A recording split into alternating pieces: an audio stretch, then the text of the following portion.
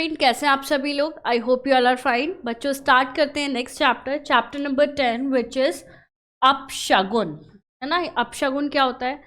जब कोई भी हम काम करने जाते हैं और उससे पहले कुछ ऐसा हो जाता है जो कि नहीं होना चाहिए, तो उसे अपशगुन बोला जाता है। मतलब शगुन नहीं है, वो कुछ गलत होने के संकेत हैं, तो उसे क्या बोला जाता है? अपशगुन।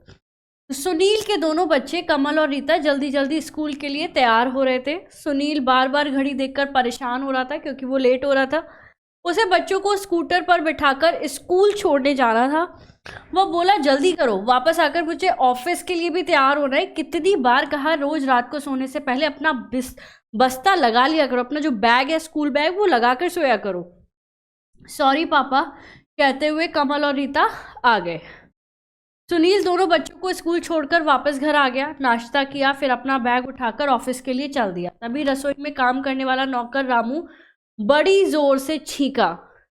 सुनील को तो देर हो रही थी, उसने रामू की छींक का ख्याल भी नहीं किया, पर वहां बैठी सुनील की बूढ़ी माँ ने टोक दिया, बेटा सुनील, जरा रुक, कहीं जाते समय किसी का छींकना जो है वो अपशगुन होता है, तो थोड़ा रुक के जाना। सुनील को देर हो रही थी, इसलिए उसने कहा, माँ, अपशगुन तो तब होगा जब मुझे देर हो जाएगी और मेरे आधे दिन की छुट्टी कट जाएगी। और वह घर से बाहर निकल गया। तभी सुनील की पत्नी शोभा आ गई। बूढ़ी माँ फिर बोला, उठी बहू, तुमने भी नहीं रोका सुनील को? तुम तो पढ़ी लिखी हो, समझदार हो, शुभ अशुभ का मतलब समझती हो। शोभा ने कहा, माँ जी, तभी तो मैंने कुछ नहीं कहा। ये सब शुभ अशुभ के विचार अंधविश्वास के अलावा कुछ भी नहीं है। कैसे नहीं है? लोग ऐसे ही थोड़ी ना मानते आए हैं, बूढ़ी माँ ने फिर कहा। मतलब जो सास बहू में बहस थी वो स्टार्ट हो गई। शाम को सुनील वापस आने में कुछ देर हो गई, अक्सर ऐसा हो जाता था। शोभा सुनील के लिए नाश्ता बना रही थी। कमल और रीता खेलकर आ गए थे। दादी माँ ने कमल से पूछा, कमल, क्या समय हुआ है? दादी ने कहा, दादी माँ, अभी 6:15 हुए हैं। रोज तो सुनील 6 बजे आ जाता था, आज अभी तक नहीं आया, दादी माँ ने कहा। पापा आते ही होंगे, कहकर कमल पढ़ने के लिए चला गया। लेकिन बूढ़ी माँ को चैन कहाँ था। वो बोली, मेरी तो कोई सुनता नहीं है, सब लोग इस घर में अपनी अपनी चलाते हैं।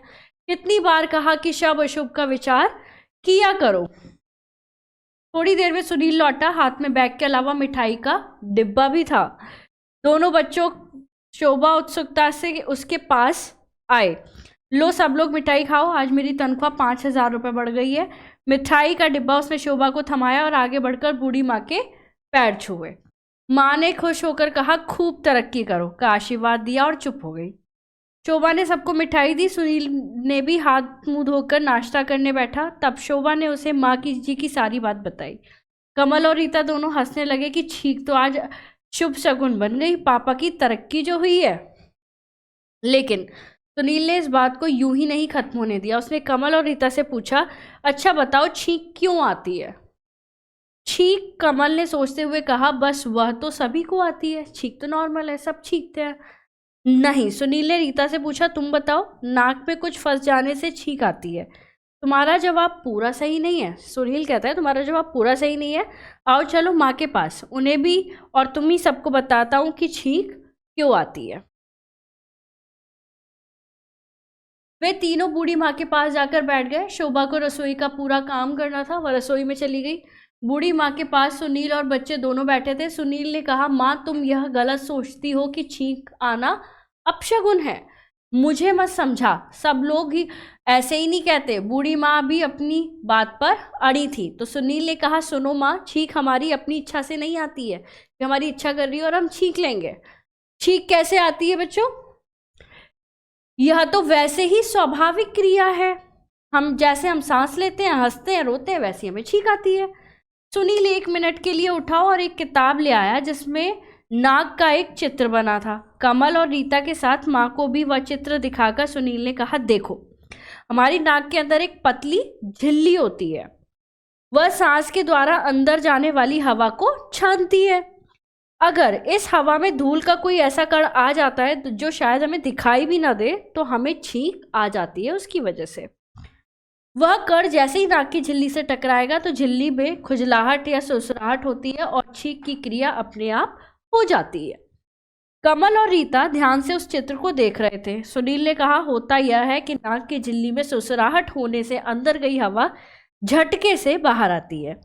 इससे फंसा हुआ धूल का कण भी वापस निकल जाता है। इसी बीच शोभा ने रसोई में छौंक लगाई। इसके बाद सुनील, कमल और रीता तीनों को लगभग एक साथ ही छींकें आ गई। छींक रुकने पर तीनों खूब हंसे। तो बच्चों, आपको भी पता चल गया छींक क्यों आती है। तो छींक जो है क्या है, एक स्वाभाविक क्रिया है। सुनील बोला, पापा इस बार तो छींक किसी और कारण से आई है। हाँ, तुम्हारी माँ ने जिन चीज़ों से छौंक लगाई है उनके गुण उस हवा में आए जिसे हम सांस के द्वारा खींचा। उस हवा ने नाक की झिल्ली में खुजलाहट या सुसराहट हुई और छींक आ गई।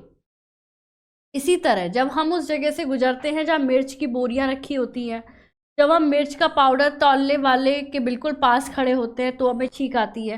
कारण वही है कि हवा में मिर्च के अदृश्य कण आकर हमारी नाक की झिल्ली से टकराते हैं। और पापा, जुकाम होने पर भी तो छींक आती है? रीता ने पूछा। जुकाम में नाक की झिल्ली में हल्की सूजन आ जाती है। जब सांस द्वारा जाने वाली हवा उससे रगड़ खाती है, साथ ही अंदर से आने वाला पानी भी झिल्ली में सुरसुराहट पैदा करता है, इसीलिए छींक आती है जुकाम में। कमल ने दादी माँ को हिलाकर पूछा, समझ गई दादी माँ? मुझे नहीं समझना। कमल का हाथ झटक कर दादी माँ ने कहा, तुम ही समझो इस उल जलूल बातों को। सुनील और दोनों बच्चे हंसने लगे। तो बड़े बूढ़े इतनी जल्दी नहीं समझते हैं चीज़ों को, और उन्होंने पढ़ा भी नहीं, उन्होंने यही पढ़ा है शगुन अपशगुन। तो इसी तरीके से होता है, शगुन अपशगुन कुछ नहीं होता है बच्चों। मिलेंगे नेक्स्ट चैप्टर में। Thank you so much.